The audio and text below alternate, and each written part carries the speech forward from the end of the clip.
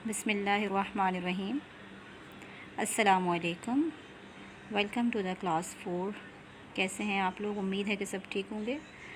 آج جو ہم اپنا ایک نیا چیپٹر سٹارٹ کر رہے ہیں، وحی کا آغاز، ٹھیک ہے۔ اچھا، وحی کیا ہوتی ہے؟ وحی جو ہے وہ نبیوں پر نازل ہوتی تھی، ٹھیک ہے۔ اللہ تعالیٰ جو ہے وہ وحی کے ذریعے اپنے نبیوں سے بات کرتا تھا۔ تو آج ہم بات کریں گے کہ رسول اللہ صلی اللہ علیہ وسلم پر وحی کا آغاز کب ہوا، ٹھیک ہے۔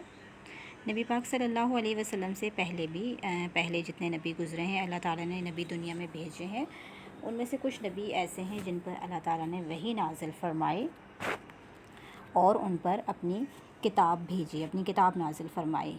قرآن سے پہلے کی جو کتابیں ہیں، تورات، زبور، انجیل، 3 ایسی کتابیں ہیں جو کہ اللہ تعالیٰ نے اپنے نبیوں پر وحی کے ذریعے نازل فرمائی ہیں، ٹھیک ہے۔ تو آج ہم بات کریں گے کہ نبی پاک صلی اللہ علیہ وسلم پر وحی کا آغاز کیسے ہوا۔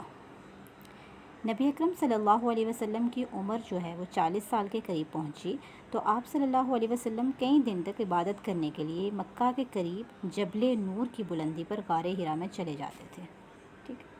یہ ایک غار تھا جہاں پہ نبی پاک صلی اللہ علیہ وسلم جاتے تھے اور عبادت کرتے تھے۔ انہی دنوں میں آپ صلی اللہ علیہ وسلم کو سچے خواب آنے لگے، جو کچھ آپ صلی اللہ علیہ وسلم رات کو خواب میں دیکھتے، اگلے دن وہی واقعہ پیش آ جاتا تھا۔ رمضان المبارک کا مہینہ تھا، بابرکت مہینہ تھا، اور ایک رات آپ صلی اللہ علیہ وسلم غار حرا میں عبادت میں مصروف تھے کہ اللہ تعالیٰ کی طرف سے پیغام لانے والے فرشتے حضرت جبرائیل علیہ السلام تشریف لائے اور انہوں نے آپ صلی اللہ علیہ وسلم سے کہا کہ اقرا، یعنی پڑھیے۔ اقرا کا مطلب ہے پڑھیے، ٹھیک ہے۔ آپ صلی اللہ علیہ وسلم نے فرمایا کہ میں پڑھنا نہیں جانتا۔ تو حضرت جبرائیل علیہ السلام فرشتے ہیں جو اللہ کا پیغام نبیوں تک لے کر آتے ہیں۔ حضرت جبرائیل علیہ السلام نے اسی طرح 3 مرتبہ پڑھنے کے لیے کہا اور تینوں مرتبہ آپ صلی اللہ علیہ وسلم نے یہی جواب دیا کہ میں پڑھنا نہیں جانتا۔ اس کے بعد تینوں مرتبہ حضرت جبرائیل علیہ السلام نے آپ صلی اللہ علیہ وسلم کو سینے سے لگایا اور عرض کیا کہ اللہ کے نام سے پڑھیے، اور پھر سورہ الگ کی پہلی 5 آیات آپ صلی اللہ علیہ وسلم کو سنائی۔ یعنی سب سے پہلے جو آیات نازل ہوئی ہیں وہ سورہ الگ جو کہ 30ویں پارے میں موجود ہے، سورہ الگ کی 5 آیات جو ہے نازل ہوئی۔ حضرت جبرائیل علیہ السلام نے نبی پاک صلی اللہ علیہ وسلم کو سورہ الگ کی پہلی 5 آیات سنائے۔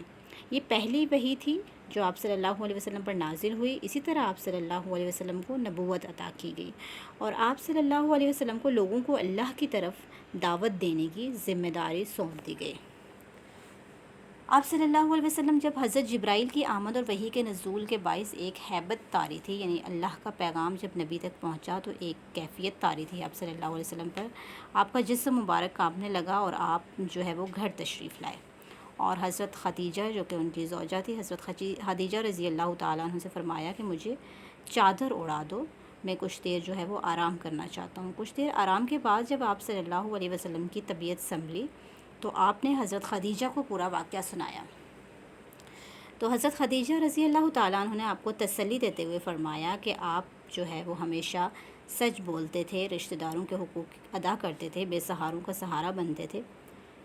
حضرت خدیجہ رضی اللہ تعالیٰ عنہ نے آپ کو تسلی دی، اور اس کے بعد جو ہے حضرت خدیجہ نبی پاک صلی اللہ علیہ وسلم کو اپنے چچا زاد بھائی ورقہ بن نوفل کے پاس لے گئیں، جو کہ تورات اور انجیل جو کہ قرآن سے پہلے نازل ہوئی ہیں، تورات اور انجیل کے بڑے عالم تھے اور بت پرستی چھوڑ چکے تھے۔ آپ صلی اللہ علیہ وسلم نے جب ان کو غار حرا کا واقعہ سنایا تو انہوں نے کہا کہ یہ تو وہی فرشتہ ہے جو حضرت موسیٰ کے پاس آتا تھا اور حضرت عیسیٰ علیہ السلام کے پاس آتا تھا۔ حضرت جبرائیل علیہ السلام ہیں جو کہ وحی کا پیغام لے کر نبیوں پر آتے ہیں۔ پہلے حضرت موسیٰ علیہ السلام پر وحی اترتی تھی، حضرت عیسیٰ علیہ السلام پر اور حضرت داؤد علیہ السلام پر، 3 کتابیں جو کہ قرآن پاک سے پہلے نازل ہوئیں۔ تو ورقہ بن نوفل تھے جو حضرت خدیجہ رضی اللہ تعالیٰ عنہ کے بھائی، چچا زاد بھائی تھے، وہ بت پرستی چھوڑ چکے تھے اور وہ ان دونوں کتابوں کے بڑے عالم تھے، تورات اور انجیل کے۔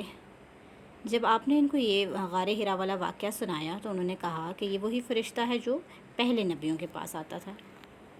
اور وہ کہنے لگے کہ ایک کاش میں اس وقت تک زندہ رہتا جب آپ صلی اللہ علیہ وسلم کی قوم آپ کو شہر سے نکال دے گی۔ تو آپ صلی اللہ علیہ وسلم نے پوچھا کہ کیا یہ لوگ مجھے شہر سے نکال دیں گے؟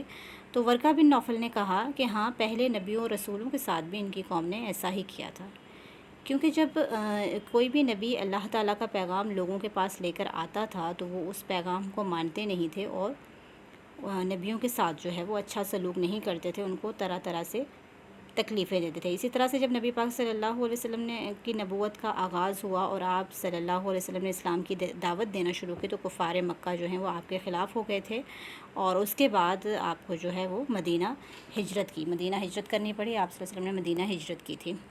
تو اسی حوالے سے وہ بات کر رہے تھے کہ آپ کی قوم آپ کو شہر سے نکال دے گی، اور انہوں نے یہ بھی ساتھ میں کہا کہ اگر میں اس وقت تک زندہ رہا تو آپ کی بھرپور مدد کروں گا، لیکن ایسا نہ ہو سکا، اور کچھ دن کے بعد ہی جو ہے ورقہ بن نوفل کا انتقال ہو گیا۔